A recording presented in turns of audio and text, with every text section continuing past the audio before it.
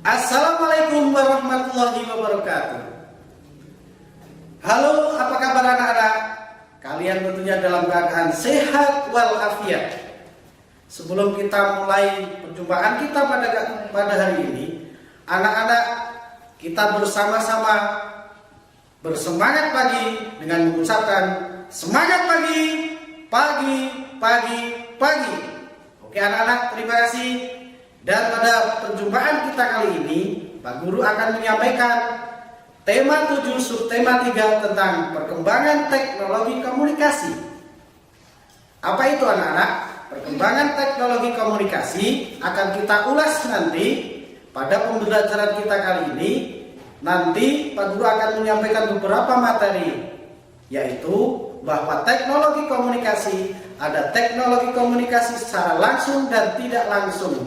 Dengan demikian, nanti anak-anak akan mengetahui apa saja yang termasuk alat telekomunikasi langsung dan tidak langsung dari tayangan yang akan kalian lihat pada pembelajaran tema 7 subtema 3. Oke anak-anak, kita simak bersama-sama video pembelajaran kita di pembelajaran 7 subtema 3. Nah anak-anak, berikut akan saya terangkan bagaimana perkembangan sejarah komunikasi dari masa ke masa.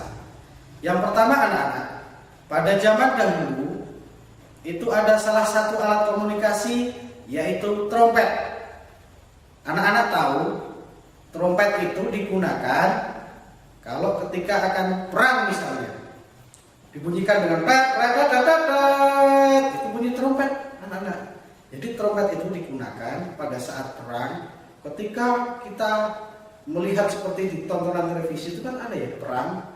Jadi ketika perang akan dimulai, maka dibunyikanlah trompet itu. Ya. Jadi dengan bunyi trompet itu sebagai salah satu tanda untuk memulai bahwa perang akan dilaksanakan. Nah berikutnya anak-anak ada ceng-ceng gendang. Anak-anak tahu gendang? Bukan gendang yang itu anak-anak.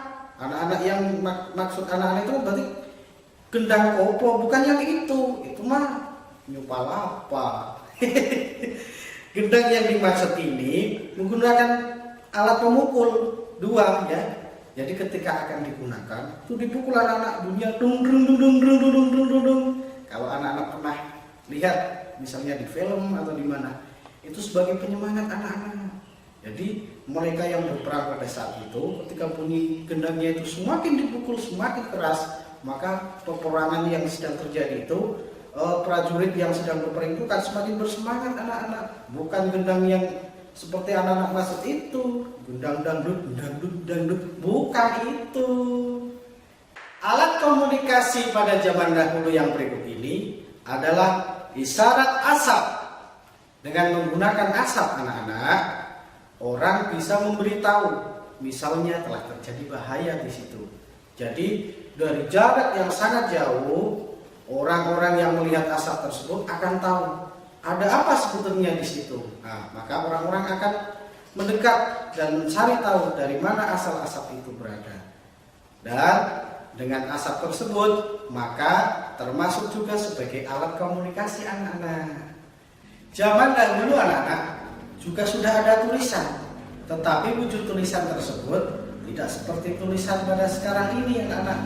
Nah seperti ini contohnya. Ini itu ada pada zaman dahulu itu di Mesir anak-anak. Pak Guru sendiri itu tidak bisa membaca ini apa ini. Nah, itu juga termasuk salah satu tanda-tanda. Jadi ketika menggunakan tulisan ini, orang akan bisa membaca sesuatu, menyampaikan pesannya. Tetapi ini Pak Guru hanya memberitahu bahwa pada masa itu sudah ada tulisan, hanya bentuknya saja yang berbeda, hanya seperti tanda-tanda yang terdapat pada zaman yang sebelah Pak Guru ini. Nah, yang berikut ini anak-anak tahu? Iya betul, ini memang burung. Tetapi burung ini adalah burung merpati yang bisa digunakan juga untuk mengirim pesan. Bagaimana caranya anak-anak? Ada surat yang diikatkan di kaki burung merpati ini. Kemudian merpati ini diterbangkan ke dimana surat ini akan disampaikan. Jadi merpati juga merupakan alat komunikasi. Dan yang ini adalah kotak surat. Kotak surat digunakan untuk saling mengirim surat melalui pos. Jadi surat itu kita masukkan ke dalam kotak ini, kemudian nanti ada petugas yang mengambil di kotak tersebut, kemudian akan disampaikan kepada siapa yang kita tuju. Surat ini akan disampaikan oleh petugas pos tersebut, anak-anak. Koran, anak-anak tentunya tidak asing dengan koran. Jadi koran itu termasuk juga bisa menyampaikan pesan. Kita bisa membuka koran ini, mencari berita-berita penting di situ. Misalnya ada berita apakah hari ini, anak-anak bisa lihat di situ. Anak-anak sudah tidak asing lagi ya tentang koran. Yang ini adalah telegraf. Telegraf juga merupakan alat komunikasi juga. Alat ini sebagai pembuat dan pengirim sandi Morse. Anak-anak tahu kan sandi Morse itu di mana, anak-anak? Iya betul. Waktu kalian masih di kegiatan pramuka itu kan ada. Jadi dengan sandi Morse itu bisa dikirim melalui alat yang namanya telegraf. Berikutnya ada mesin fax. Mesin fax ini adalah alat pengirim dokumen. Bagaimana caranya, anak-anak? Dokumen ini misalnya surat, ya, kita masukkan ke dalam mesin fax ini, maka di mesin fax yang kita tuju itu akan tampil nantinya dan akan bisa dikeluar seperti print itu, anak-anak. Jadi nanti apa yang kita kirim melalui mesin fax ini akan sampailah kepada fax yang kita tuju. Telepon juga termasuk salah satu dari alat komunikasi, tetapi kalau ini sudah agak modern. Tetapi berbeda lagi. Kalau sekarang kan bukan seperti yang kalian miliki itu ya, HP. Kalau HP kan tanpa kabel. Jadi telepon ini khusus berada di dalam rumah.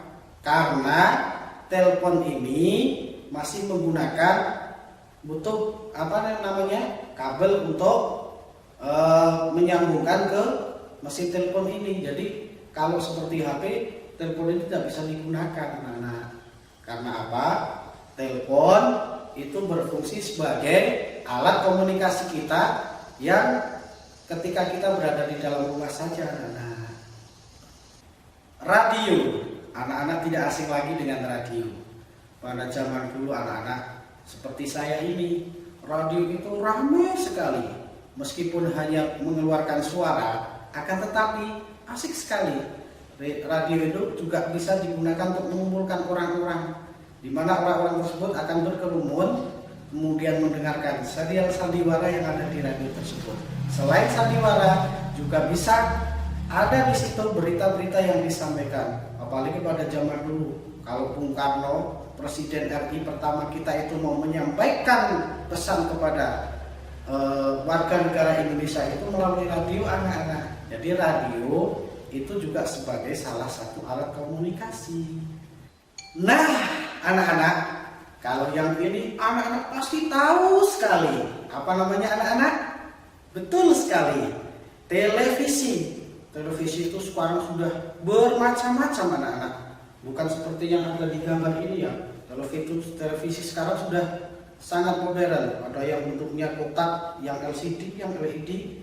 Kalau Pak Guru dulu, televisi itu masih hitam putih, anak-anak. Jadi yang punya itu masih jarang sekali. Kalau orang-orang mau melihat televisi itu pakainya listrik, belum seterusnya itu menggunakan aki, anak-anak. Jadi satu televisi itu bisa berpuluh-puluh orang di situ, ramai sekali. Tetapi dengan zaman semakin berkembang seperti sekarang ini, televisi itu sudah ada. Bahkan setiap satu rumah pasti punya televisi, bahkan sampai 2 anak. Nah, yang berikut ini yang luar biasa, anak-anak. Ada laptop dan komputer. Pak Guru akan menampilkan atau memperlihatkan nanti kepada kalian. Karena apa? Pak Guru juga berada di depan laptop sebetulnya sekarang ini ya. Nanti Pak Guru akan tampilkan, Pak Guru perlihatkan sama kalian Seperti apa laptop itu? Tentunya kalian sudah tahu. Bim salah Bim. Ceng ceng ceng, ini laptop anak-anak. Laptop ini banyak sekali kegunaannya, seperti mengetik, membuat surat, dan masih banyak lagi. Kalau anak-anak punya laptop ini, tapi jangan salah anak-anak, laptop meskipun ini alat yang modern, alat komunikasi, seperti kita bisa dengan menggunakan jaringan seperti sekarang ini ya anak-anak, kita bisa berkomunikasi melalui laptop ini. Jika kita bisa melihat seseorang dari layar kamera laptop ini, meskipun jaraknya sangat jauh, sampai bahkan di luar negeri, kita bisa bertatap muka melalui laptop ini. Yang anak perlu tahu, jangan sampai salah. Artinya salah di sini, jangan disalahgunakan. Artinya apa? Laptop itu kan bisa mengakses dengan melalui jaringan. Hanya anak-anak perlu cermat, perlu berhati-hati dalam menggunakan alat komunikasi yang satu ini yang bernama laptop. Oke? Kalau tadi sudah banyak sekali yang saya perlihatkan, ada beberapa macam alat komunikasi, dan yang ini adalah boleh dikatakan rajanya alat komunikasi anak-anak, yaitu handphone ya. Handphone ini sangat praktis dan sangat mudah sekali bisa dibawa kemana-mana. Ketika kita ada pesan, ketika kita mau berbicara dengan siapapun, cukup dengan satu kali klik, kita sudah bisa melakukan apapun. Bahkan ada yang mengatakan genggaman atau dunia itu berada di genggaman kita anak-anak. Karena apa? Dari telepon ini berhubungan sekali dengan yang namanya jaringan internet. Ya, jadi dengan menggunakan handphone dan dikonekkan dengan internet, kita bisa menghubungkan semua orang di dunia ini, bahkan di bumi ini. Jadi yang terakhir ini merupakan salah satu alat komunikasi. Kenapa saya tampilkan paling terakhir anak-anak? Karena handphone ini adalah termasuk alat komunikasi yang paling banyak dipunyai oleh seperti orang sekarang ini. Jadi yang paling modern, yang banyak digunakan oleh orang-orang.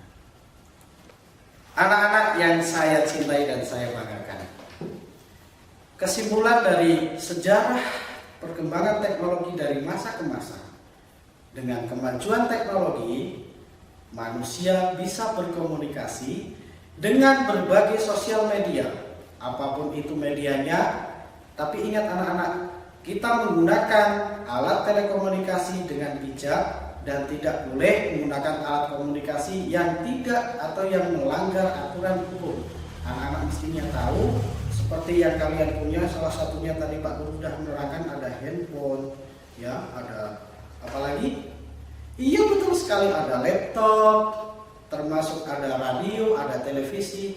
Kalian harus bisa mencermatinya dan menggunakannya dengan secara baik-baik. Nah anak-anak, di materi yang sudah Pak Guru sampaikan, yaitu materi tentang perkembangan teknologi, mudah-mudahan dapat kalian serap dan kalian bisa memahami materi yang sudah Pak Guru berikan sebagai salah satu bahan pembelajaran kalian ketika nanti berada di sekolah.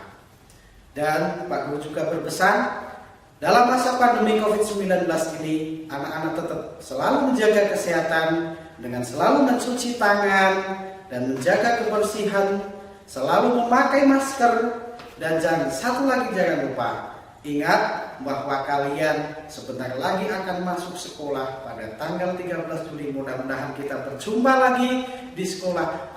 Pak Guru sudah kangen sekali ingin berjumpa dengan kalian. Kita bisa belajar bersama di ruang kelas dan mudah-mudahan kita akan dipertemukan dalam keadaan yang sehat walafiat. Sekian, wassalamualaikum warahmatullahi wabarakatuh. Bye.